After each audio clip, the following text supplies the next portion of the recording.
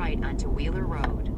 Okay, so using your GPS won't necessarily lead you to early onset dementia, but it can definitely be a factor.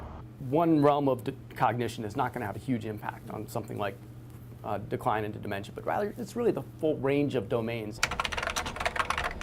Facebook, Twitter, Instagram, YouTube, Snapchat, Vine, and what are we doing while we're looking at all this stuff? A lot of this multimedia tasking by its nature is a sedentary activity. Dr. Alexandra Roach is a professor of psychology at USC-Aiken.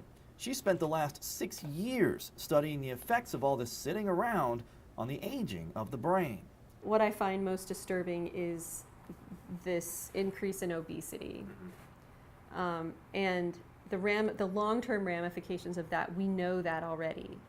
And so that's one thing that we could focus on now, knowing the outcome.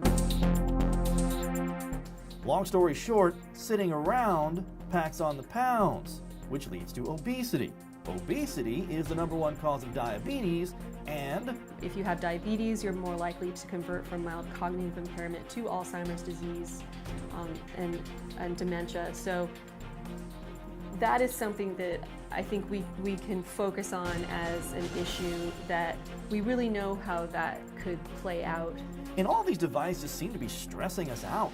A recent Sussex University study showed that people who routinely stare at more than one screen at a time show increased risk of depression and emotional problems. We know there are certain forms of stress that are associated with internet use, especially constant availability stress. Research also shows stress leads to increased levels of cortisol, a hormone released by the adrenal gland when you get stressed. Cortisol can lead to obesity, and obesity leads to, well, I think you know the rest.